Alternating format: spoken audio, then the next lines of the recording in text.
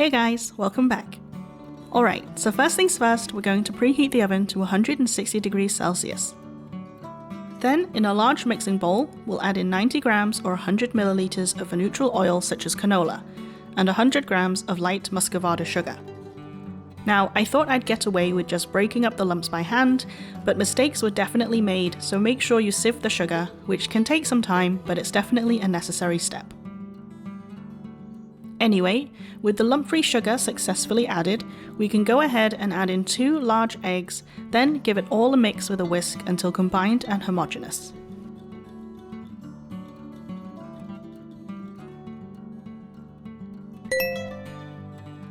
Once all our wet ingredients are combined, we can add in 100 grams of plain flour, 1 teaspoon of baking powder, half a teaspoon of baking soda, 1 teaspoon of ground cinnamon, 1 teaspoon of ground ginger, 1 teaspoon of mixed spice, and finally half a teaspoon of salt. Carefully whisk that in until just combined and you have a lovely smooth batter. For this to be a carrot cake, of course we need some carrot.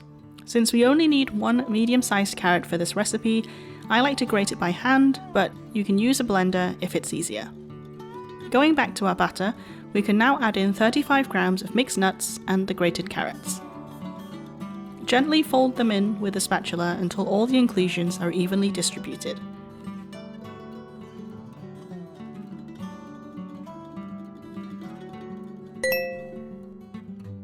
As always, I've lined my 15cm square pan with 2 strips of baking paper, which I've clipped down for convenience, and to my pan I've added all the batter, which should be loose enough to level itself out. Remember to take off the clips if you've used them, then bake in the 160 degrees oven for 35 to 40 minutes or until cooked through.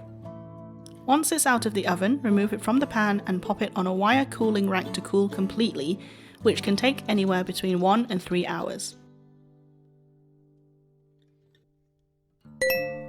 So, assuming you've let the cake cool, we can start on the icing. To a bowl, we can add 45 grams of butter and 90 grams of cream cheese.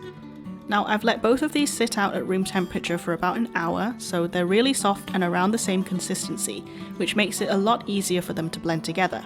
But if either your butter or your cream cheese is harder than the other, you can start by mixing the harder one first and then add the other one afterwards.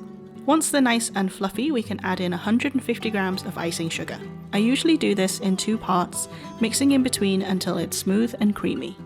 If, like me, you prefer a tangy and tart cream cheese icing, you can also add some lemon juice, 1 tablespoon at a time, until you have the flavour you like. It'll thin out the icing, but it's fine because this is more of a glaze than a frosting anyway. To make things easier, I like to transfer the icing to a jug. Place a tray under the cake to catch the excess icing and simply pour the icing over the top to cover, as much or as little as you like. Finally, decorate however you want. I went with a simple dusting of cinnamon. I will admit that this cake isn't exactly Instagram worthy. I still need to work on my decorating skills, but I really wanted to make a cake for this episode to celebrate reaching 500 subscribers. It probably doesn't seem like much to most people, but I really didn't think anyone would want to watch my baking videos among the sea of other baking YouTubers out there. So getting to 500 subscribers is already a massive success in my eyes.